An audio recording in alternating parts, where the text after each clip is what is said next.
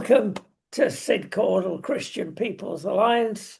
And we've got to talk about youth unemployment for a start, Sid. Okay. Europe in general for donkey's years has been much higher for one reason or another. Now we've taken the accolade and we're over 5%, which is the record for Europe.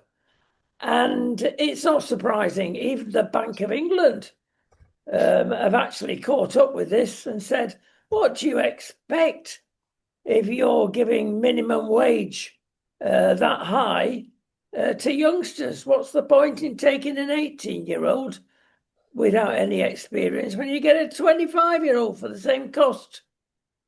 Yeah, well, this is the problem, you see, because the Labour Party don't understand business. So you see, they think, we'll increase the minimum wage for young people from between 18 and 21. It doesn't cost the government anything. It's completely free. So it's a wonderful thing for us to do. We'll help the young people while costing us nothing. But they don't grasp that when they do that, somebody has to pay, and it's business that pays. And when business pays the price, they then start employing fewer young people. So instead of actually helping young people and giving them more money, they're actually taking jobs away from young people in many instances, which if young people at 18 to 21 can't get onto the jobs ladder because they're priced out of it by the government, that causes a massive problem down the line. Because instead of having people, for instance, as apprentice plumbers or apprentice carpenters or apprentice bricklayers, which can be taken on a building site for relatively cheaply to help them learn the trade, we can't afford to take them on anymore. They don't learn the trade, and there's massive problems down the line. I mean, you see, this is the thing. They don't just they think, as I've said before, that the economy is just like a cake, and it's never changing, and we've just got to take money off the rich and give it to the poor. Take money off the rich and give it to the poor young people just starting work, and that will make a fairer society. They don't realise that the economy is like a train, and business is the engine. And if you don't help business, then everyone suffers. Ideology above common sense, some people term that. Having said that, Sid, you've got, and it's a truism, I think, quite honestly, depending on what course you do at uni, but you'll learn more in your first year after coming out of uni in the real world than you've done for 3 years before. It's vital, this. Yes, I mean, absolutely. I mean, you're now talking about graduate employment. See, graduates are that little bit older, so I mean, they're probably 21. It's apprenticeship, which I was talking about earlier, more like 18-year-olds. But yeah, absolutely, graduate unemployment is also a major issue. Graduates also need to get into work, and you need to be able to get a job where you can learn a profession cheaply. I mean, you can't expect everyone who's learning a profession to be paid a high wage. I mean, you've got to be able to learn, and be paid a low wage while you learn, with the understanding that in time you're going to be earning something significant. I mean, this even applies, by the way, to junior hospital doctors. I mean, the junior hospital doctors have been massively demonstrating on strike, and we're only earning £14 an hour, and it's disgusting. Yeah, but I mean, look what consultants are earning. They're probably earning 250,000 a year or more. I mean, they're earning enormous salaries. So you have to be a junior hospital doctor for a couple of years, in order for later on to be earning a massive salary that's available to you as a hospital doctor. So you've got to be able to be willing to go through the process. You can't just focus and say, oh, these poor junior hospital doctors, how terrible, we must give them more money. No, you've got to look at the potential of what they're earning. Yeah, you do. Learning, I should say. Yeah, and we've got a situation again where the ideology comes to the fore, and you've got a system whereby if you're over 25, then the minimum wage is about £12 an hour. And you look across the water to the United States, and they've got a peculiar system there. There's a federal system which covers the whole of the country, similar to ours. And then there's the regional or state system, and there could be even a local system with each having its own minimum wage. But the big one for the whole country is peculiar. It's a half-hour minimum wage. Golly, and it's not increased since 2006. So if you're paying £6 an hour, you're at a distinct advantage as an employer, put it that way. And indeed, if you're a waiter or waitress, actually your minimum wage is it's actually less than £2 an hour, because your tips, which are about 20% in the States, are deemed to make up for the difference. Now, let's dare one question the holy grail of the whole thing of minimum wage. If you're in a totally free market, you don't need a minimum wage. You're basically employed because of your ability to produce for your employer. Minimum wage just helps the feckless. Well, I mean, obviously it's important that people produce what needs to be produced for the employer. And, as I said before, people have to learn a trade. And while you're learning a trade, you're not going to be producing as much as you will when you've finished learning the trade. I mean, but everyone has to go through a learning process, whether it's an apprenticeship in an artisan type job, or whether it's a professional training. Everyone has to go through that. And while you're going through that, you shouldn't be expecting to be earning top salary. I mean, that's the reality of it. There's been no industry hit, I can't think of any, as badly as the hospitality industry. This Labour government wants to get rid of it. It's clear to me, of course, being a little biased because we're in this ourselves, but talk about the perfect storm. You've got this ridiculous amount of, in the old days, rates that's got to be payable to the local authority. You've got minimum wage, as we just discussed. You've got the cost of electricity. If you're a restaurant and are looking into your cost, they are monumental. You can't take a hit like this, Sid. And every day of the week, another one, restaurant, pub, whatever, dies. Now, it's killing the social fabric of our society if you dig down into this. What is it a nicer way to celebrate a birthday, a special occasion, or even just Friday night? Go out to a restaurant, take the family. You can't do it anymore. It's too expensive. And then at the end of the day, the real killer is inheritance tax. And the farmers have been given a little loophole, not the big loophole they should have been given. But all small and medium businesses are going to go out of business. More unemployment when this inheritance tax really bites. You can't leave anything for your children. It's nice to say that reform, the number one thing they're going to do is get rid of this horrible inheritance tax for small and medium businesses when it's passed on from father to son to daughter. Okay, well, you've covered a lot of things there. So the first thing I would say is commercial rates, as far as I'm concerned, are an old-fashioned way of taxing and need to be got rid of completely. And I believe in the Conservative Party are actually saying, yes, get rid of them. And they should be replaced by a turnover tax. So everyone pays a percentage of their turnover. And not only restaurants and pubs, but Google and Amazon and Facebook and Starbucks and Costa Coffee and Shell and all these companies that don't pay corporation tax because they send all their profits abroad. But if we charge them a percentage of their turnover, then they can pay that, and we would offset it against corporation tax, so the British companies pay less.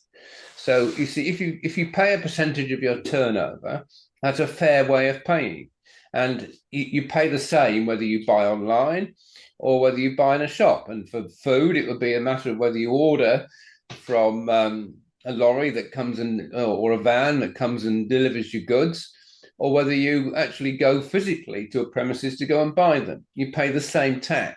You see what's happening at the moment. If you go physically to premises to buy something, you pay higher tax because the premises are paying the commercial rates. So, well, that's not fair. I mean, I'm not going to stop people buying online, obviously. I'm not going to stop people ordering food delivered to the door, but you should pay the same tax however you buy. So turnover tax is a modern way of taxing. And, it's quite honestly, we've been saying this for at least 10 years. And what's happened is because they haven't listened and done what we've suggested, is that, like you say, restaurants and shops and city centres, they're all dying because the shops can't afford the commercial rates. And it's just ridiculous. It's just mad, frankly.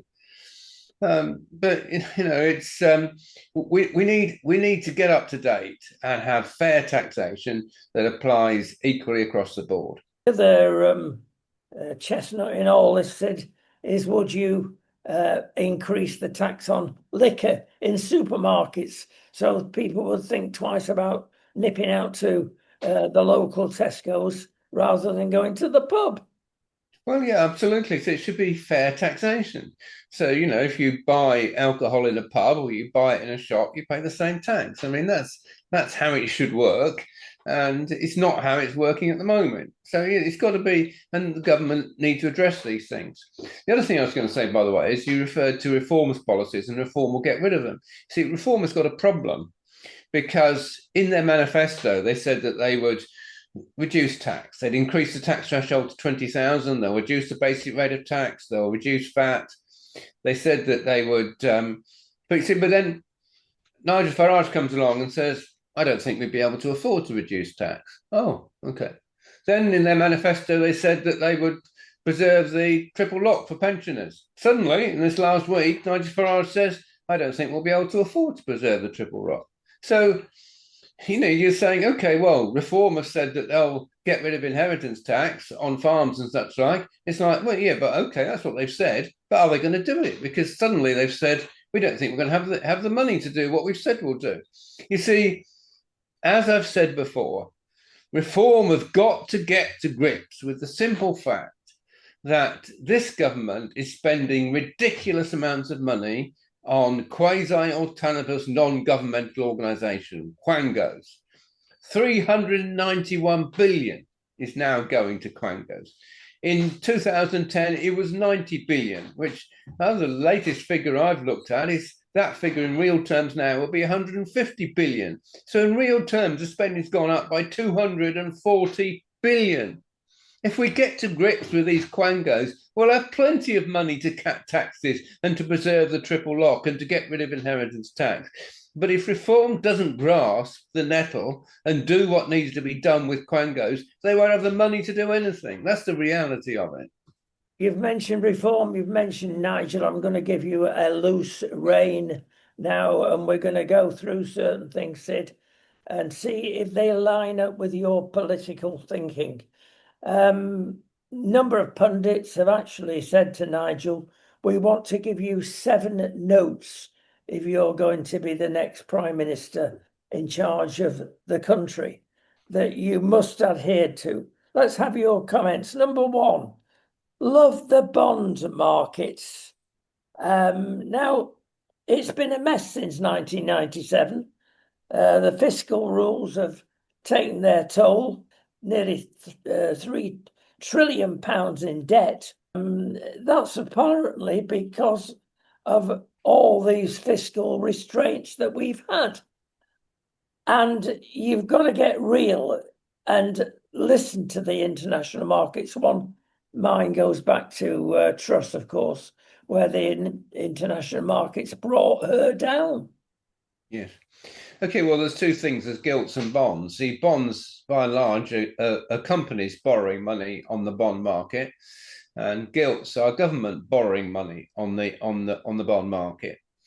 Now, you see, if you do what I've just talked about in terms of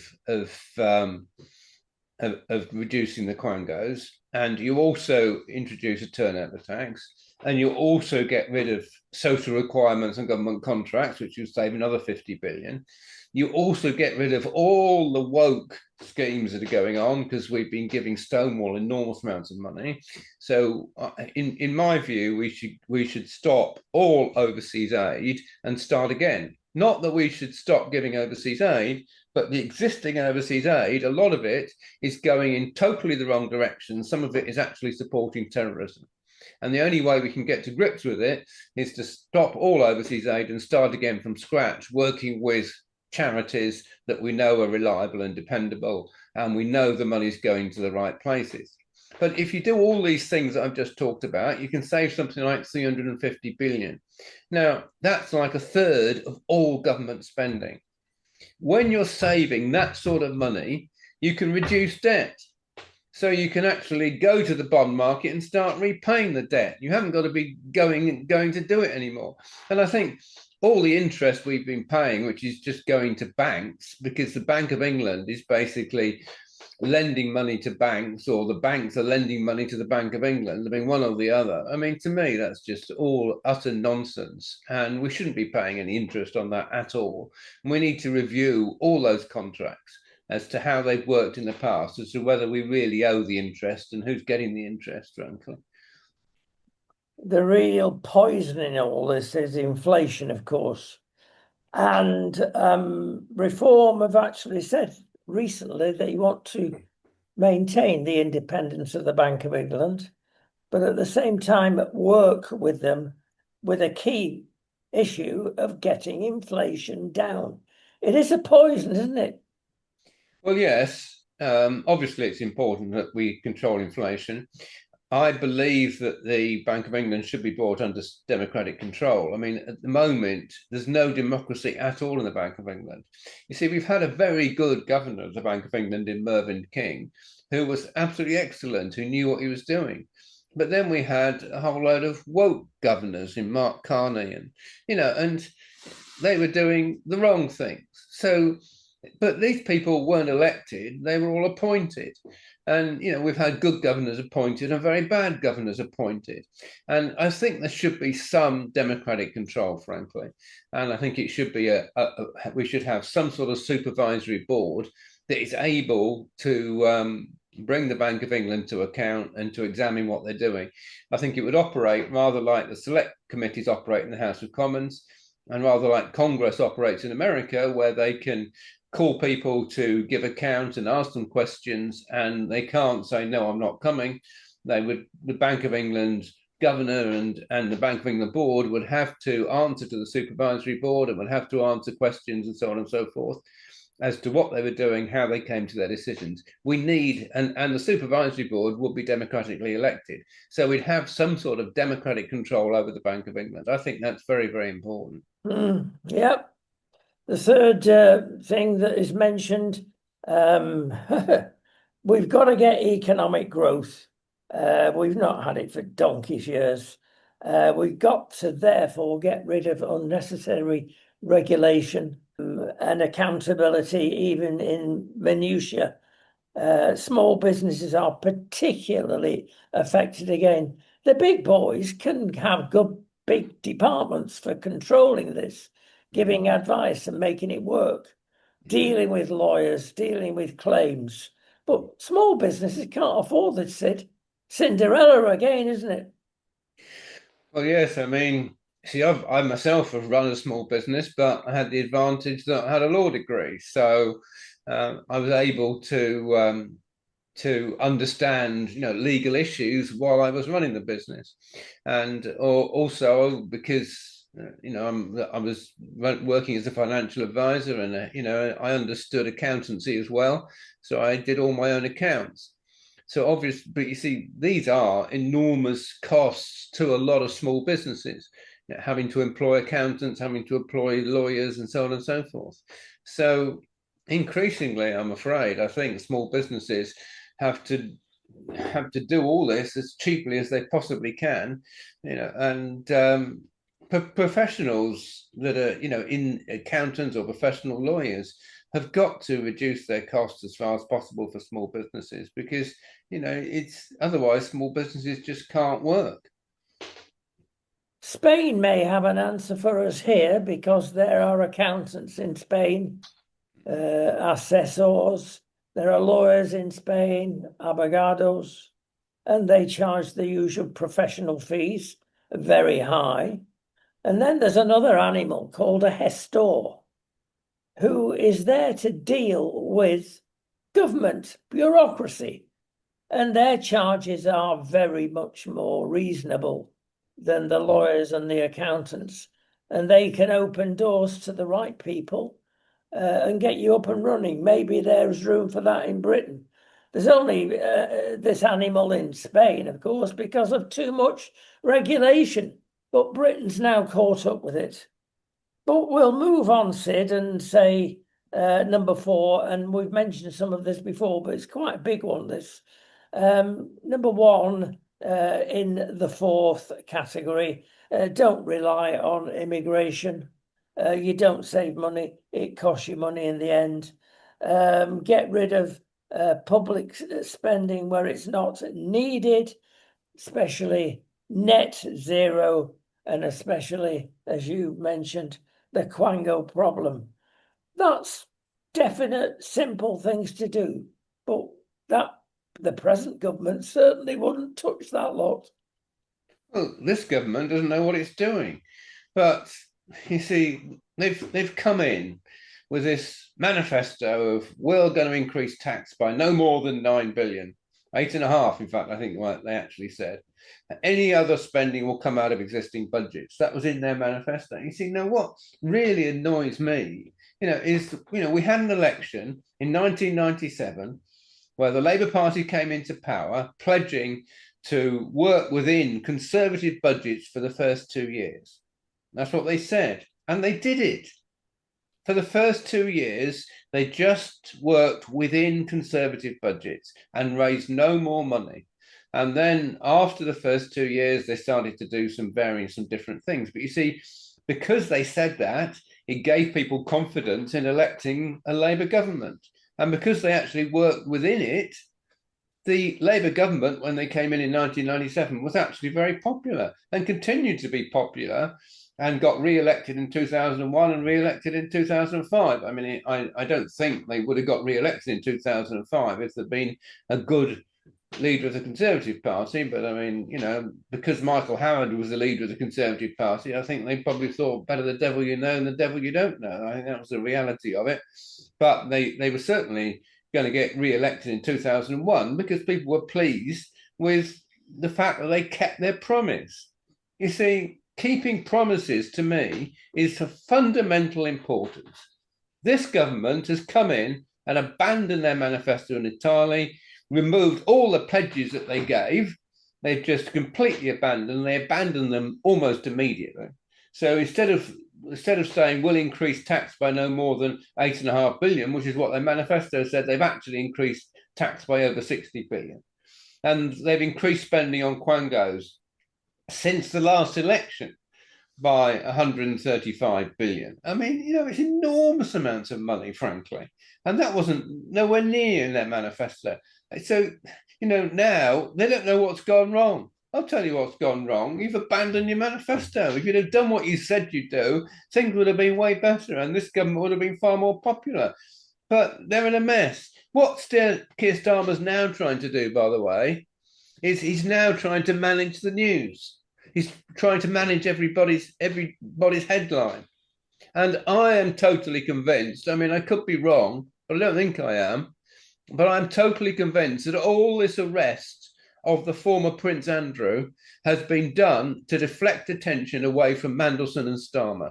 Because in my view, Mandelson has done far more harm to the government than the former Prince Andrew has ever done. Far more harm. I mean, and we know that. He should have been arrested long ago. But the Labour government didn't want him arrested because that would have put all the attention back on Starmer. So they've deflected it all. And instead of that, and they've managed to engineer the arrest of Prince Andrew that's taken all the headlines, taken all the pressure off Starmer, and he thinks, oh, it's all working great, and people aren't calling for me to be sacked anymore. It's to me, it's utter abuse of the political system. Well, it's not truthful, it's not honest, but that's what we've got at the moment, Sid, and there's lots of people agreeing with your summation there. Let's tackle number 5. These are recommended axioms for the new reform government if it arrives. And this is important, number 5, reform totally the tax system. As an example, get rid of marginal rates. Yeah, well, as I've said before, I mean, Reform have got some good ideas, but until they can actually properly tell the world how they're going to pay for everything, if they just keep coming back and saying, "Oh, yeah, I know we've made that pledge, but I don't think we can afford it," then their economic policy has no credibility. Number 6, review the welfare system. I think everybody agrees with that. Get the workfare system going and training going to get the youth off their sofas watching Netflix, and get the nation working from the ground up, from the youth upwards. So it needs people that are falsely claiming. Now everybody's saying it could be in the majority of those. They're using the system, they're gaming the system. Let's get to grips. And that means getting real with GPs, because it's so easy for a GP to just sign a note, he's not fit for work. That shouldn't happen. There should be independent assessment. Well, yes, but you see, I think what we need is a pledge that anyone who is working for a minimum of 30, 32, maybe 33 hours a week is guaranteed an income that's at least 20% higher than you would receive on benefits. We've got to have a system working in this country where people are better off working than on the dole. And as long as we have a system where people are better off on the dole than they are working, there's going to be a percentage of people that will just sit at home and do nothing. And I'm afraid this abandoning the 2-child benefit cap, which the Labour Party have just brought in, basically means that if you've got 7 or 8 children, you're probably going to be better off not working, because working won't achieve anything, frankly. And that's actually been a big negative, as far as I'm concerned, to the whole drive to get people to work rather than to be on benefits. It's a big philosophy that's always haunted us under various governments for donkey's years, whether they admit it, whether they use the phrase, and that is the negative phrase of distribution of wealth. It's not just the Labour, Marxist parties, it's the Conservatives, the wet Conservatives we've had for decades post-Thatcher. Now, if you go back to Thatcher's reign, it was what is recommended now for Nigel. Make it a good thing to become wealthy. Let's encourage consumerism. And that way, you go back to the original radical conservatism and not in the state we've been in, which has been a peculiar liberal philosophy for donkey's years. Well, yes, because you see, it's wealthy people that are employing lots of other people to run their businesses, And as they employ people to run their businesses, those people in turn pay tax and they're taken off benefits and so on and so forth. You see, if you drive all the rich and their businesses abroad because you tax them so high they can no longer afford to be based in this country, you're actually taking jobs away from a lot of people at the same time. See, this is what Trump has grasped, which is why he's doing what he's doing with his tariffs. Because he's like, so we've got to bring business back to America. And of course, he's not only putting tariffs on foreign goods, he's also cut taxes enormously for American businesses. I mean, I believe he's cut them in half from what they were certainly before his first term, because he had a big reduction in his first term of his corporation tax from 33 to 25, I think it was, and it's now reduced it down to 15. So he's cut taxes for business enormously.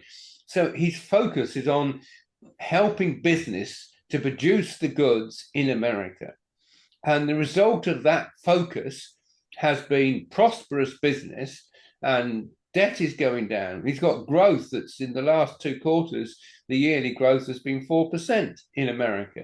I mean, in this country, we're about 1%. I mean, because we're doing the opposite. We're hurting business. He's helping business. And the end result, of course, is that Trump is very popular in the United States on the whole. Starmer is incredibly unpopular because he doesn't know what he's doing. Trump knows what he's doing. Let's stick with Trump for a few minutes. As you say, he does things quite differently.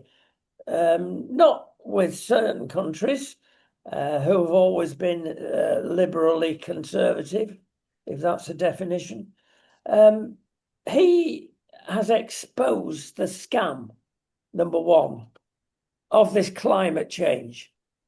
And he, of course, famously baby drill, gets the fracking going and gets out of this terrible loop where windmills are proliferating everywhere, solar panels are, and when you do the economics on those two things, it's actually increasing the CO2 footprint.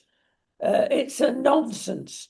But of course, the globalists, the rich, the big companies are making a fortune out of this. So you're not going to get any help that way. But the other thing that Trump is doing, if you mention, as you have done, 390 billion on Quangos, they've got the same problem in the States, and he's getting rid of them. And he goes and tries to do a deal, of course, with Greenland to get a protective dome security for the US. He's not been popular with that. I think he's going to get away with it in the fullness of time. The other thing he's doing, as you've mentioned, this 10% overall increase for importers into the States, which is now 15%. So Great Britain will be paying 5% more than the favourable agreement that originally was reached with Trump. He's done us no favours there.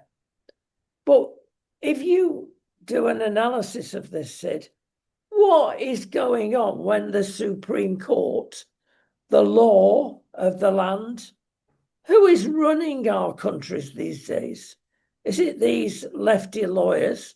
Well, I thought the Conservatives in the Supreme Court had the advantage. I'm beginning to change my mind on a definition of conservatives, because Trump originally, as you know, brought in differentials so that he could punish China, give them 50%, and give more acquiescent countries like GB 10%.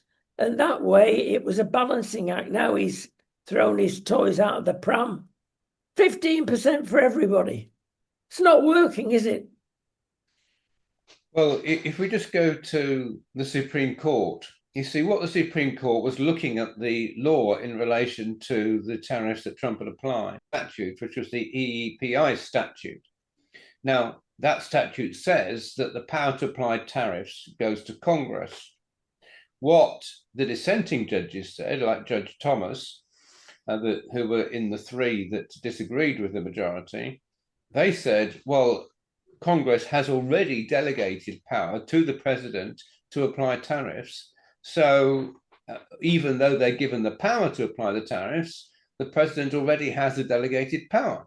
So they can't then say, well, we want to use that power again. That's what the dissenting judges said.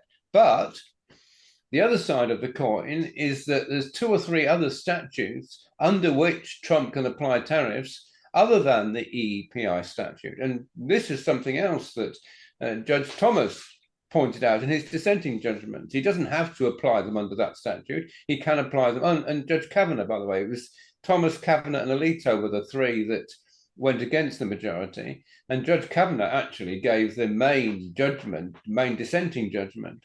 And he made it very clear in his judgment that Trump doesn't have to use the EEPI statute. He can use other statutes in order to apply tariffs. That's why, even though the Supreme Court has ruled against Trump's tariffs, he can now come back and say, okay, I'm going to apply 10% or 15% tariffs across the board. And I'm going to use a different statute to do that. And that appears to be perfectly legal. So it's not quite as clear cut as people would think. It's just all Trump's statutes have been ruled illegal. All Trump's tariffs, have been ruled illegal. Apparently, you can only put this in force for 6 months unless you get an extension for 5 years. I mean, are we not reaching a point worldwide, not just in the States or the UK, whereby we've got to lessen the judicial pressures? These bodies that are set up to, well, it's not democratic. It doesn't support democracy. When a judge, usually of the lefty nature, comes in and overturns things.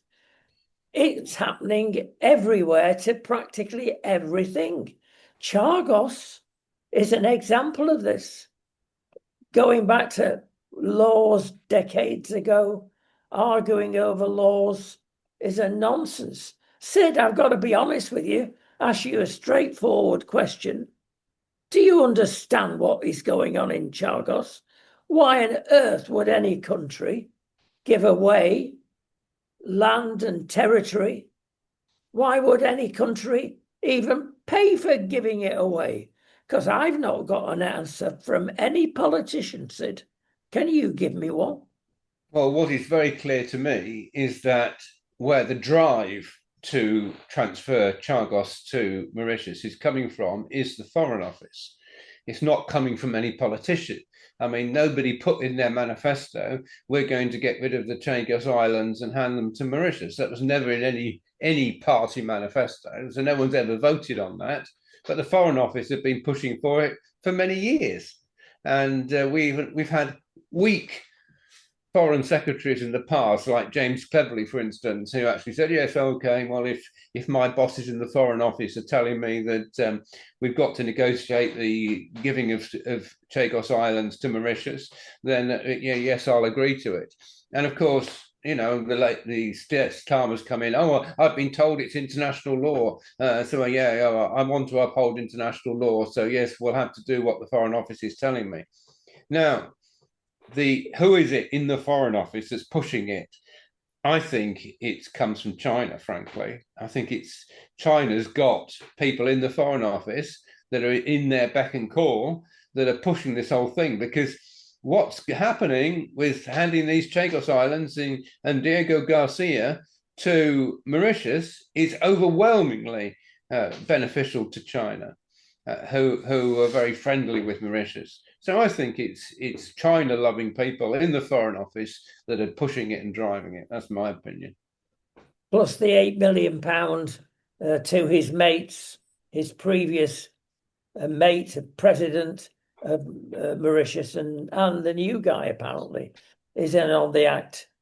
Circumstantial evidence, difficult to prove, but still, while agreeing with you, Sid, there's a lot more hanging on this that will take maybe decades to come out before we know the real truth. Yeah, but what we do know is that the process started before Starmer came to power. So you can't say, oh, it's all Starmer's fault. It's undoubtedly the drive for it to take place has come from the Foreign Office. But I read, there's Starmer said we've got to do this because international human rights lawyers have said that there's no legal basis for us to hold on to the island, so we have to do what they say. I mean, international human rights lawyers are just left-wing lawyers with an agenda. There's no body of international law that they're reading and relying on to come to this decision. I mean, it's just nonsense. The whole thing of transferring the Chagos Islands to Mauritius is complete nonsense as far as I'm concerned. But you referred earlier to judges talking out of place. Now, see, what people have got to understand is that in the United States, they have a constitution. And in theory, all the judges can do is to interpret the Constitution. And a judge in America is entitled to say that a law that's been passed by Congress or an order that's been given by the president is contrary to the Constitution and therefore illegal. Now, they can't do that in Great Britain because in Great Britain, we don't have a constitution.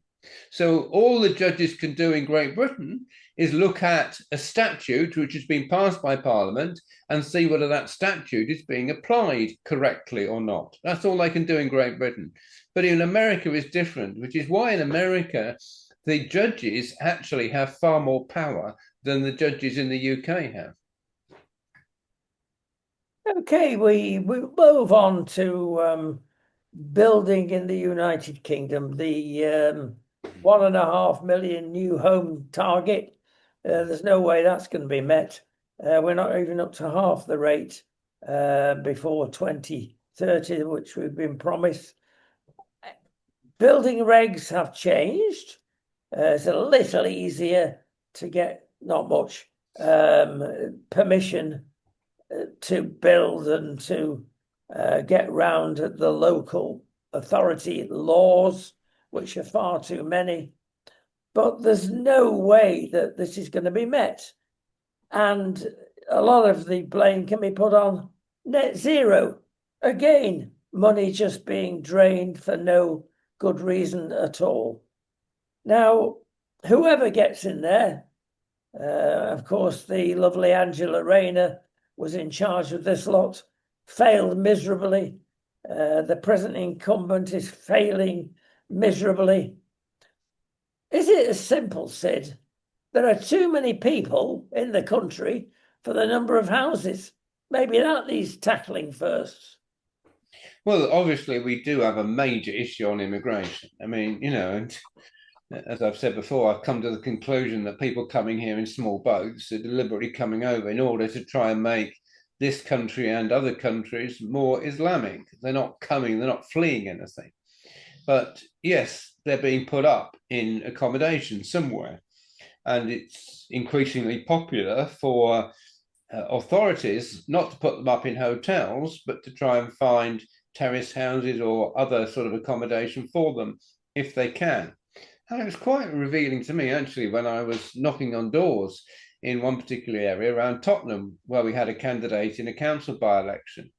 And the terrace houses around Tottenham that I was knocking on, which I would expect to basically normally have first-time buyer type houses for young couples, was almost invariably being occupied by immigrants.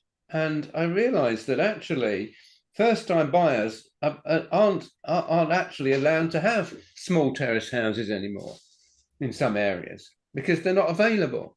So they've got to look somewhere else, maybe to new properties. Now, the thing about new properties is we are having a substantial amount of new properties built, but at least, not as many as the government promised, but at least the ones that are being built are generally good quality. See, one thing that we did in the past, if you look back in the 1960s, the government was focused enormously on units. We've got to get rid of all the slums, as they were talking about now, and build new houses. And they were focused on the number of new houses that we're building and the number of units. And consequently, what they built was just another load of slums, frankly. They built a load of high-rise flats that probably only lasted about 25, 30 years and then had to be demolished because those slums became probably even worse than the previous slums. So, thank goodness we're not going down that line again.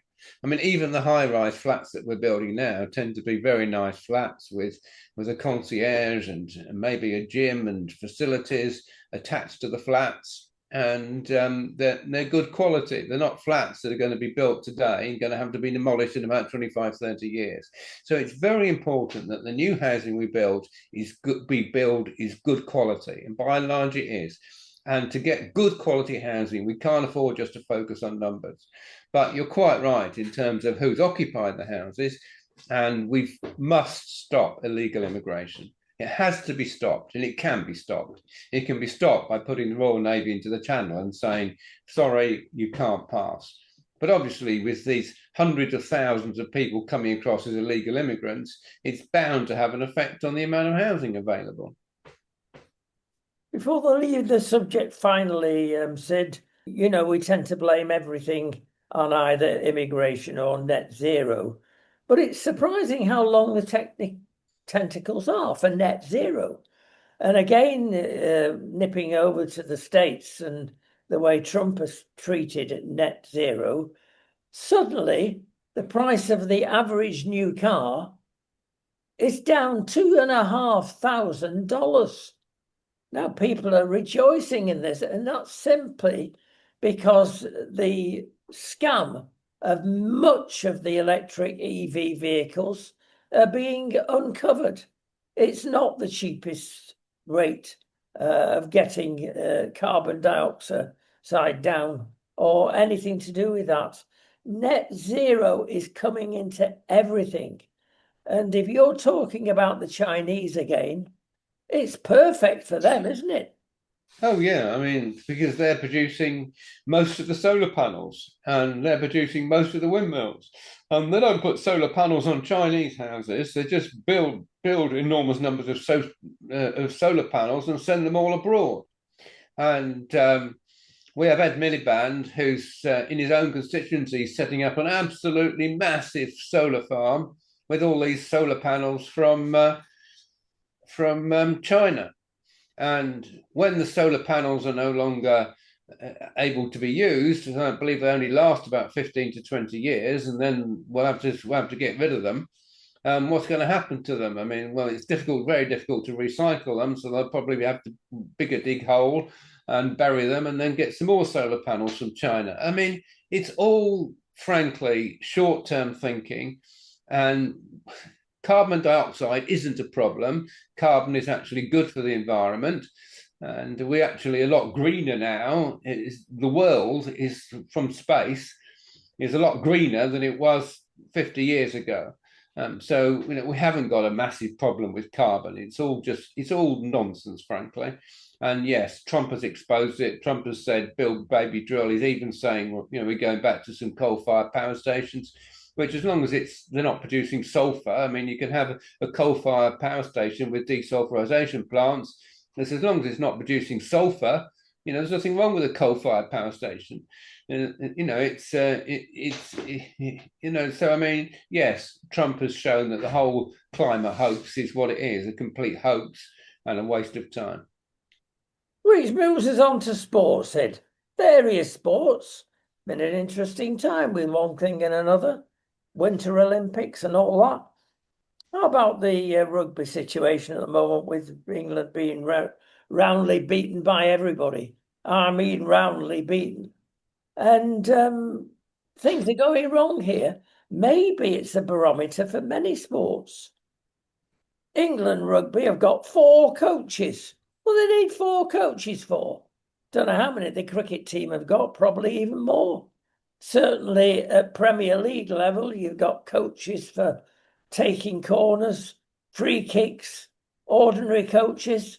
Sir Alex Ferguson just managed with himself, with a little help occasionally.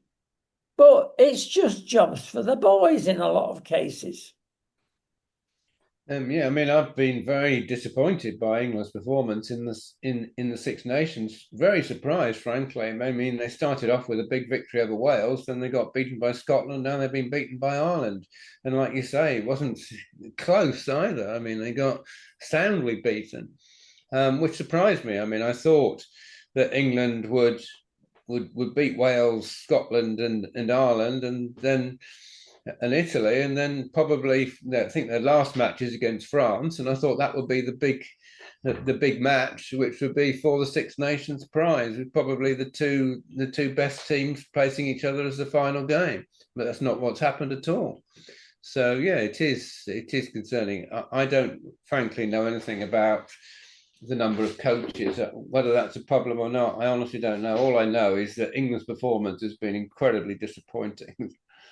Indeed, they have, including William and Kate, apparently. Winter Olympics, we've mentioned that. And I don't mean to be churlish because we have got the equal record of the Olympic medals. But maybe I'm being churlish because we were in a position to get so many more. You've got to congratulate people like the lunatic Matt Weston at 80 odd mile an hour going down on a tea tray. Fantastic. We're getting good at that. Although the Germans on the four-man bobsleigh, which we were always kings at, have decided to go to BMW to design a fantastic new kart aerodynamically to get them down quicker than anybody else. Perhaps one of our manufacturers next time will be involved. Not that we've got any, but it's a thought there, isn't it? But we've got a situation where people have been crying when they've got fourth place regularly. Even Claire Balding, the stalwart of commentary, was almost in tears asking for the tissues when the curling went the wrong way. Sid, we've gone a bit into a wimpy nation, haven't we? And it's throughout sport. Started with football. Sir Gareth didn't help either, lying his players down in a long room, asking them to think about their toes and what was going to happen instead of training. It don't work. As we keep saying, woke means broke, and it does in sport as well. We need a bit of stiff upper lip. Well, maybe. I mean, we don't have in this country a great tradition in the Winter Olympics. I mean, we don't have a lot of ski resorts in the United Kingdom, unlike, I mean, it was in Italy that this was held. I mean, they've got the Alps, and of course, it's going to be in France next time, and they've got the Alps and the Pyrenees, and skiing is quite commonplace. And winter sports generally are very popular in these countries, and that's the reason I think why we tend not to be quite so good at the Winter Olympics. But I like people, frankly, to be disappointed if they lose. You like to have that winning culture where if you win, you're thrilled. If you don't win, you're disappointed. I mean, if people lose and then it's like, yeah, it doesn't matter, I lost. You think, well, they didn't put a lot of effort in, did they? I think it's a good sign if people are disappointed when they lose. Well, disappointment. I mean, you can always, I don't really mean this, I'm going to get in trouble by saying it. The best way to lose is to kick the cat, not turn up and cry, isn't it?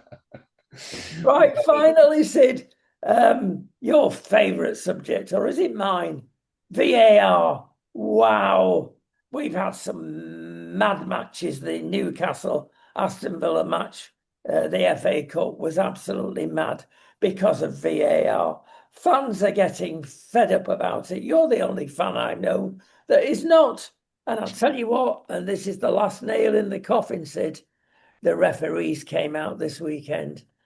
They're absolutely fed up of taking the blame of new systems, the 3D offside new system, which was supposed to correct all the bad decisions of VAR, is even worse.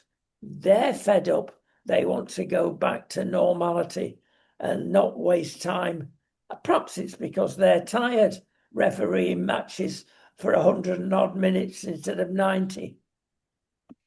Well, what happened basically was that in the FA Cup, they didn't have VAR. So you then had a situation where it seems as though the referees are almost scared of making decisions because whereas in the past they had VAR to lean on, or I should say in the league they had VAR to lean on, the FA Cup they didn't. And it seems when they didn't have VAR to lean on, they struggled to make decisions. Well, And they're struggling to make decisions with VAR, actually. That's what they're complaining well, of. with VAR, they needn't because it's like, okay, doesn't matter. We'll go to the box. We'll have a look. I'm not sure, and we'll see what's what.